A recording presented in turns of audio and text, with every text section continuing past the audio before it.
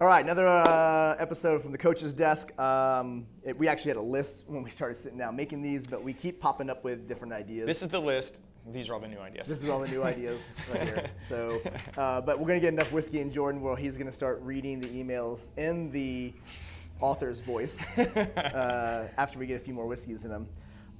Okay, so we were talking this last one about atomic methods of programming, and a very simple concept kind of came up, and I think a lot of times we have to kind of, as coaches, step back from the deep dive and periodization curves and all that and explain very simple concepts that, you know, basically make you, the athlete, have a little more understanding of what we're trying to accomplish when we program. And one is this concept that an exercise is simply a means to an end. We mentioned earlier, the body doesn't recognize back squat versus front squat versus sled push versus split squat. The body recognizes volume and intensity. How hard am I working? That's intensity. And your volume, how many times you're doing it or how many miles you're running, whatever, whether it's muscular or metabolic. And I see this time and time again in the gym when an athlete has an injury of some sort, some kind of shoulder issue, this and that. And athletes have a tendency to always want to replace the movement or exercise with something that's very, very, very similar, right? They're like, what does the same thing? And a lot of times this kind of comes into, if we're doing aerobic capacity or work capacity, right? Let's just say there's a burpee in there and they can't do burpees because of a shoulder injury. Yeah. And what happens is they're like, well, what can I do that's like just like a burpee? And it's like, well, we can just eliminate the burpee, especially if it's an AMRAP format or working for a certain duration, because what's important is how hard they're working for how long. It doesn't matter. The movement, the burpee in there or the ball slam or the kettlebell snatch, it's not in there to develop a certain muscle. It's simply in there to make it hard. Right? We're doing a metabolic or a work capacity effort.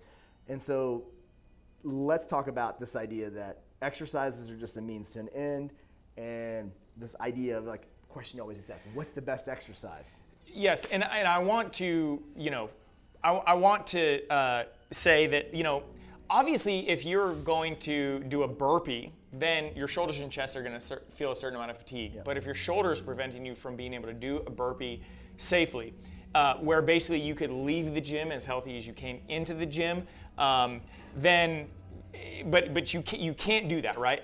Then you're going to have to do something else. Maybe it's just lower body. Maybe we'd say, okay, I want you to do this movement that we use called a Curtis P, which is going to be like kettlebells. You're going to snatch it up. You're going to do a lunge on each side. You're going to clean it up. You're going to do a squat, and then you're going to do a lunge on each side.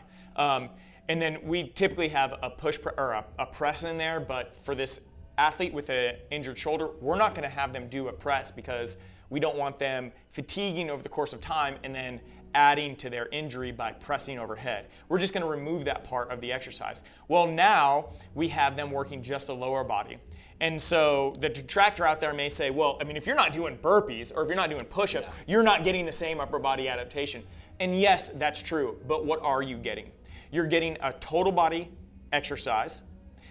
You're getting your heart rate as high or higher, and you're changing levels. Those are the similarities between the burpee and the Curtis P, or this modified Curtis P. And so even though we're not getting the exact muscular activation, that doesn't mean that we're not getting the broad purpose of that circuit, which in this case may be a 20-minute AMRAP or something like that. You're going to breathe hard for the same duration, total body, changing levels for, again, that same period of time. And so that is, in terms of exercise as a means to an end, we are accomplishing the same thing, the same broad thing that we're looking to accomplish. In one case, we're doing a burpee. In the other case, we're doing a modified Curtis P. Now, a good test of this is, would I switch all of my athletes who are doing the burpee over to the Curtis P and say they're getting the same goal out of it? Yes. If I were to say, okay, everybody in here, let's say that a person can't do a lunge now, so they can't do the Curtis P, but they can do a burpee. If I were to switch everybody from the burpee over to the Curtis P, would I say they're going to get the same training effect? Oh yes, absolutely. Are they going to get the same fatigue and adaptation in their chest? No, but that's so local and so specific. The broad systemic changes are exactly the same. And honestly, when I program work capacity, I'd say maybe 1 out of 5 times I'm picking certain groups for a reason. Right. I mean, like, that's very good.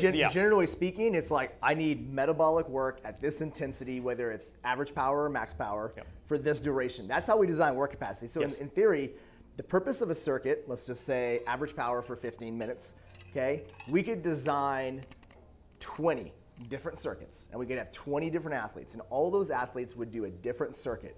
But if they're all working 15 minutes at an average output, a high average output, they're doing the same circuit essentially. That's right. Now, power is the ultimate indicator of work, right? Or it's a work over time. And there may be perceived effort differences, right? Obviously, if we have someone doing 80-pound sandbag get-ups, right, with sandbag drags, to that athlete, that's going to feel harder than someone who's going to do jump lunge, sit up, push up, 50-meter sled push, right? They're just going to cycle through those faster. But the question is that athlete applying the same intensity that is required of the athlete with the sandbag, right? So, I mean, I would say sprinting or running, right? Run intervals, tempo runs, threshold work, or like if we did the workout we did yesterday, right? 5 rounds on the assault bike. I think it was a 30-90 split. 30-90. 30-90 split, right? That's a very, very simple tool and a simple modality, but when you apply the right intensity, it's extremely effective. So once again, it comes down to that concept that we talked about. In this case, intensity, right? If we're talking work capacity for a volume of 15 minutes, like if everyone's putting the same intensity, the exercises and modalities are fairly irrelevant unless the programming, person who's in charge of programming is including certain exercises to balance out total cumulative work. Yeah, and that's where we take a simple idea and we make it very, very niche, and we don't want to do that because we're just talking about exercises as a means to an end, and we're talking about a very specific thing where we have a detractor who's saying, but wait, this total body, lower body focused or driven exercise is very different, being the modified Kurtz P, is very different than our total body burpee, right? That's, of course, those are two very different movements, but the systemic changes, the systemic, your body as a system is doing the same amount of intensity, 80, 85, 90% of your total capacity for intensity with these two different things. So what does it matter? And you could switch the injured athlete modification with the normal exercise, and you could have your entire population do that, and they're going to get the same thing going. And the other thing is, just to speak to that like naysayer, right, who's like, but these aren't exact one-to-one, right? If we want to develop a certain muscle group or part of the body, we will target it through hypertrophy and strength circuits. We will not use work capacity as our means to improve that movement. And in that case, an injury may become a prohibitor for that athlete getting that specific adaptation. But does that mean that they have to stop training or have to stop getting adaptations, that same type of adaptation for another muscle group? Absolutely not.